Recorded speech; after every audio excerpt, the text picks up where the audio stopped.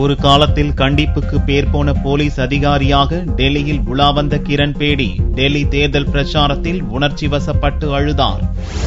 டெல்லி சட்டசபை தேர்தலில் கிருஷ்ணா நகர் தொகுதியில் போட்டியிடும் கிரண் பேடி புதனன்று தீவிர தேர்தல் பிரச்சாரத்தில் ஈடுபட்டார். திறந்த ஜீப்பில் ஓட்டு சேகரித்த கிரண் பேடிக்கு பொதுமக்கள் பலரும் பிளாஸ்கில் டீ கொடுத்து வரவேற்றனர்.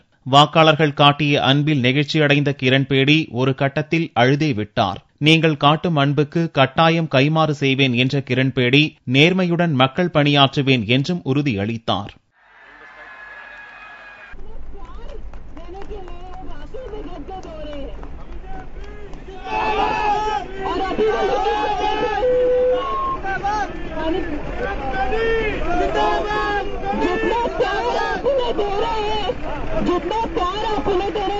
தான் ஒரு பைசா மோசடி செய்திருப்பதாக ஆதாரம் இருந்தால் கூட தன்னை தாராளமாக கைது செய்யலாம் என்று மத்திய அரசுக்கு அரவிந்த் கெஜ்ரிவால் சவால் விடுத்திருப்பதற்கு கண்டனம் தெரிவித்த கிரண் பேடி தன் பெயர் செய்திகளில் அடிபட வேண்டும் என்பதற்காக கெஜ்ரிவால் எதையும் செய்வார், எதையும் பேசுவார் என்று கிண்டல் செய்தார்.